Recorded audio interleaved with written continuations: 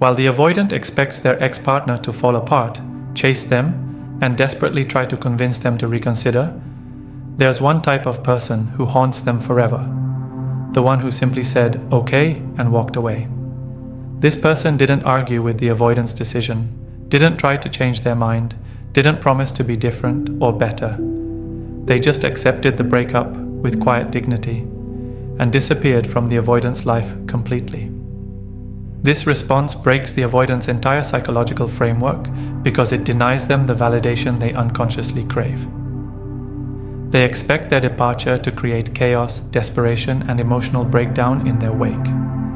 When someone responds to their rejection with calm acceptance and grace, it forces them to confront the possibility that they weren't as important or irreplaceable as they believed. The avoidant becomes obsessed with this person because their peaceful exit suggests a level of inner strength and self-worth that the avoidant both admires and envies. This person's ability to walk away without fighting reveals that they valued themselves more than they valued the relationship, something the avoidant finds both attractive and threatening. Years later, the avoidant still wonders about this person, not because they necessarily want them back, but because their dignified departure left no closure, no drama, no final emotional explosion to mark the end. The relationship concluded with such quiet finality that the avoidant never got to feel important enough to destroy someone, never got the ego boost of being fought for or desperately needed, the person who saw through their games and refused to play. The avoidant encounters many people who get caught up in their push-pull dynamics, who become addicted to the inconsistent reinforcement of their hot and cold behavior. But the person who haunts them most is the one who recognized these patterns immediately and refused to participate in the emotional chess match. This person called out the avoidant's behavior directly, not with anger or accusations, but with clear observation and boundary setting. They said things like, "I don't chase people who pull away," or "I'm not interested in mixed signals," and meant it. They didn't try to decode the avoidant's confusing behavior or work harder to earn their consistency. They simply opted out of the entire dynamic. The avoidant becomes fixated on this person because they represented the possibility of a different kind of relationship, one based on clarity, honesty, and mutual respect, rather than psychological manipulation and emotional games. This person's refusal to play their games forced the avoidant to confront how exhausting and pointless their defensive strategies actually were. This person also demonstrated something the avoidant thought was impossible: the ability to care about someone without being willing to tolerate poor treatment from them. They showed love through boundaries rather than pursuit, strength through withdrawal rather than fight. The avoidant realizes they might have experienced genuine partnership with this person if they hadn't been so committed to their protective patterns. The person who loved them at their worst and left when they didn't change. The avoidant is haunted by the person who saw all their flaws, understood all their wounds, accepted all their limitations, and still chose to love them unconditionally until the day they didn't.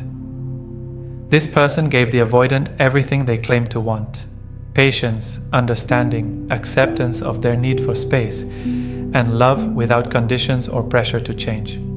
But when the avoidant continued to take this love for granted, continued to withhold reciprocation, continued to treat this generous heart carelessly, this person made a decision that rocks the avoidant to their core.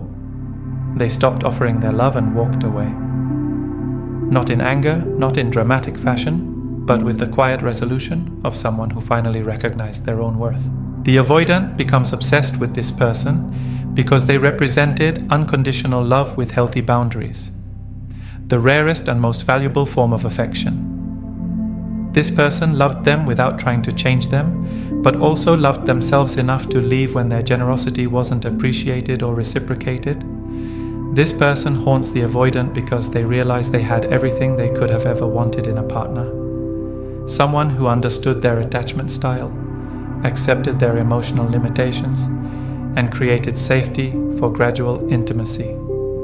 They threw away the only person who ever loved them exactly as they were, while still maintaining their own self-respect. The person who found better love after leaving them. Nothing occupies the avoidant's mind more persistently than the ex-partner who found healthy, fulfilling love with someone else after their relationship ended.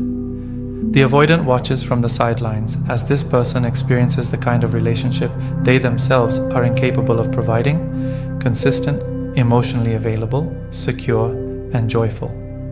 Seeing their ex-partner laugh more freely, communicate more openly, and love more deeply with someone new forces the avoidant to confront the poverty of what they had offered. They realized they weren't providing sophisticated, complex love. They were offering emotional crumbs while convincing both themselves and their partner that scarcity was depth. The avoidant becomes fixated on this person's new relationship because it serves as undeniable proof that they were the problem in their past relationship. Their ex-partner wasn't inherently needy, dramatic, or difficult. They were simply reacting to being consistently underloved and emotionally neglected. This person haunts the avoidant because they represent everything the avoidant could have had if they had been brave enough to love properly. Watching them thrive in healthy love becomes a constant reminder of the avoidant's own emotional limitations and their inability to sustain meaningful connections. The person who never tried to contact them again. Above all, the person who lives rent-free in the avoidant's head is the one who disappeared completely and never looked back. No drunk texts, no birthday messages, no attempts to maintain friendship, no social media stalking that the avoidant could detect. This person closed the door on their relationship and never opened it again, not even a crack. This complete absence of pursuit or contact creates a psychological vacuum that the avoidant's mind rushes to fill. They wonder constantly about this person, what they're doing, whether they ever think about the relationship, if they've moved on completely, whether they regret leaving. The silence becomes deafening, and the avoidant finds themselves checking this person's social media obsessively, hoping for any sign that they still matter.